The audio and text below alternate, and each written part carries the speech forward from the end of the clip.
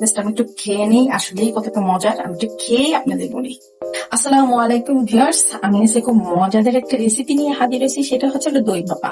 আর এই দইটা আমি আগে থেকেই টিস্যুর উপরে জালির উপরে রেখে দিয়েছিলাম। এটা হচ্ছিল টক দই। আমি এখানে প্রায় 200 গ্রামের মতো টক দই নিয়েছি। আর এখানে আমি মিষ্টি দই নিয়েছি। মিষ্টি দইটাও 200 গ্রামের মতো নিয়েছি। মোট 400 গ্রাম দই আমি এখানে নিয়েছি। আমি এই 2 প্রকার দই দিয়ে এখন ভাপা দই বানিয়ে দেখিয়ে দেবো এটা কত সহজেই করা যায়। ভিউয়ার্স, আমি এখন টক দইটাকে একটা বাটির মধ্যে ঢেলে নিচ্ছি। আলতো করে নিতে হবে, নাহলে কাগজটা ছিঁড়ে যাবে। ভিউয়ার্স, আমি টক দইটা দেখেন কত সুন্দর করে বের করে নিয়েছি। এখন মিষ্টি দইটাকে এর ভিতরে দিয়ে দিই। এখন আমি পরিমাণ মতো একটু গরম মশলা গুঁড়িটাকে নিয়ে নিছি। যেহেতু এর ভিতরে আমি মিষ্টি দই দিয়েছি, তো সেক্ষেত্রে আমি কনডেন্স মিল্কটার পরিমাণ একটু কমিয়ে নেব। আপনারা চাইলে এর ভিতরে খেজুরের গুড়টা দিয়েও করতে পারেন, আবার চিনিটাও দিতে পারেন, কিন্তু চিনিটা দিলে কি হয়, পানিটা বেশি গলে যায়। এখন আমার সবগুলো উপকরণ দেওয়া হয়ে গেছে। এখন আমি খুব সুন্দর করে দইটাকে খুবই ভালো করে ফেটতে হবে, একদম ফেটে ফেটে ফেটে ফেটে ফেটে ফেটে একদম মানে এর ভিতর যাতে কোনো ধরনের দলা পাকিয়ে না থাকে সেই দিকটা কিন্তু আমাদের খুব খেয়াল রাখতে হবে।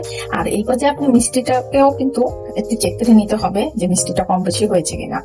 যদি মিষ্টি বেশি খেতে চান সেক্ষেত্রে কনডেন্স মিল্কটা বেশি দিবেন, আর কম খেতে বা স্বাভাবিক খেতে চাইলে কনডেন্স মিল্কটা একটু কম দিবেন।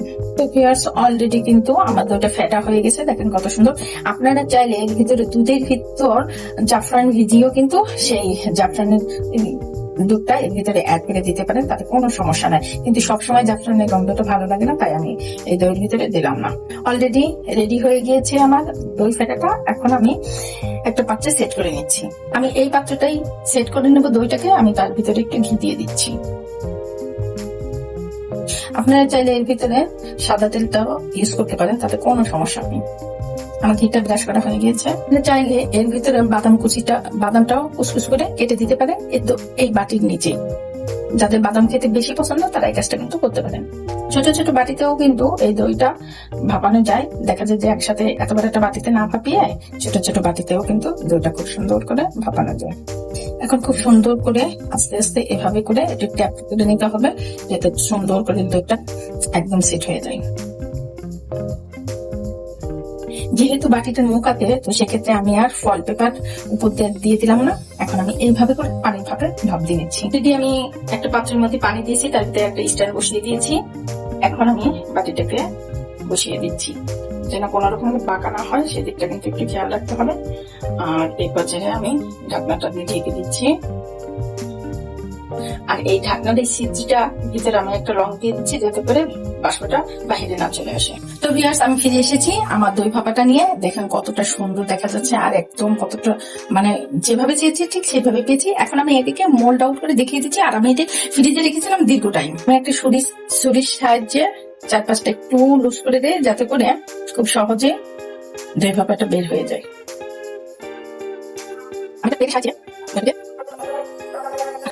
দেখেন কতটা সুন্দর দেখা যাচ্ছে। আমি এখন এর উপরে কিছু বাদাম কুচি দিয়ে খুব সুন্দর করে চারপাশটা একটু ডেকোরেশন করেছি। তাহলে কি হবে, দেখতেও সুন্দর লাগবে, আবার খেতেও কিন্তু বেশ সুন্দর লাগবে। চাইলে একটু গোলাপের পাপড়িও চারপাশ দিয়ে দিতে পারেন, তাতে কোনো সমস্যা নাই, দেখতে কিন্তু বেশ সুন্দর লাগছে। আমি মাঝখানে একটু আম দিয়ে ডেকোরেশন করে দিলাম। আপনারা চাইলে এর উপরে চেরিটাও দিয়ে দিতে পারেন। যখন যে ফলটা থাকে তখন সেই ফলটা দিয়ে ডেকোরেশন করলে কিন্তু সুন্দর লাগবে দেখতে। তো ভিউয়ার্স, আমি ছুরিতে একটু দই ভাপাটাকে কাটি। দেখেন দেখতে কতটা নাইস লাগতেছে, আর খেতে কিন্তু আরো মজা। তো বাসায় কিন্তু আপনারা শর্টকাট ভাবে এই দই ভাপাটা করে অতিথি আপ্যায়ন করতে পারেন, আবার বাচ্চাদেরও কিন্তু টিফিনেও করে দিতে পারেন।